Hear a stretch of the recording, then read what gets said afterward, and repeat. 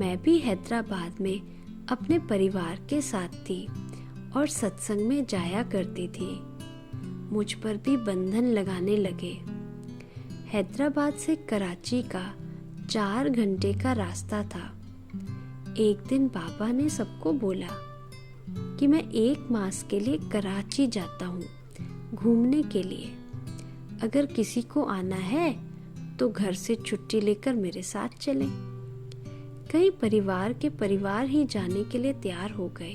मेरी जैसी 8-9 बहनें थी जो बहुत बांधेली थी। मुझे माता पिता ने छुट्टी नहीं दी। सब लोग चले गए। बाबा आदि सब लोगों के कराची चले जाने के 2 दिन पहले से ही घर वाले हमें घरों में बंद करके पहरा देने लगे थे। 2 दिन बाद भी मुझे कमरे से बाहर निकलने नहीं दिया। हमारे में से कोई भी घर से बाहर निकल ही नहीं सकती थी। मुझे बाबा और सत्संग के प्रति बहुत लगन थी। मन में तो आता था कि इतनी सारी बहनें जो बाबा के साथ गई, वह रोज ज्ञान अमृत पी रही होंगी, कितनी खुशी में रह रही होंगी, और मैं तो जैसी थी वैसी ही रह गई। बचपन से ही मेरे संस्कार बहुत भक्ति प्रधान थे। श्री कृष्ण से मेरा बहुत प्यार था। जब मैं भागवत पढ़ती थी तो बहुत अच्छा लगता था। गोपियाँ श्री कृष्ण के साथ रास करती थी, मुरली सुनती थी। ये पढ़कर और सुनकर मुझे बहुत आनंद आता था। मैं भगवान से कहती थी कि हे भगवान, मुझे भी ऐसे ही अपनी गोपी बना दिया होता तो कितना अच्छा होता।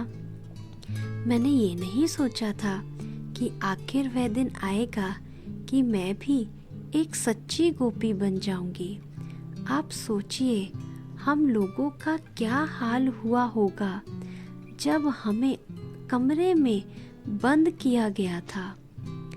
मुझे ना प्यास लगती थी ना भूख, सिर्फ बाबा से मिलने के लिए तड़पती रहती थी। श्री कृष्ण के साथ रास खेलने का नशा रहता था।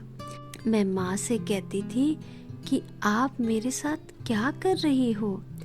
अंदर से उनको हमारे ऊपर तरस भी आता था कि क्या करें, बच्चियाँ कुछ खा पी नहीं रही है।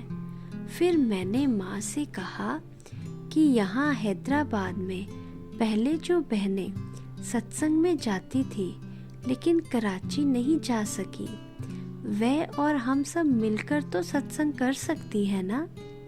उन्होंने मान लिया तो हमने भोजन करना शुरू किया।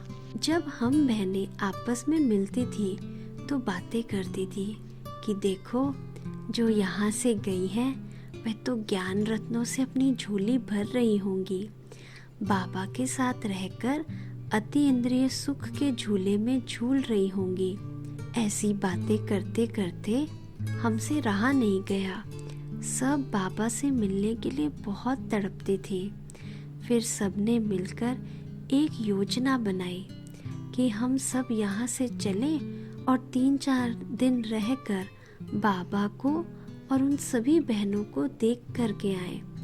हमने आपस में निर्णय लिया कि जिनको बिल्कुल डर नहीं है वह हैदराबाद स्टेशन से गाड़ी में चढ़े, और जिनको घर वालों का डर है कि वह स्टेशन पर भी आ जाएंगे तो वह आगे वाले स्टेशन से चढ़े। एक दिन मुकर्रर किया और बाबा को खबर दे दी कि हम लोग फलानी गाड़ी से आ रहे हैं।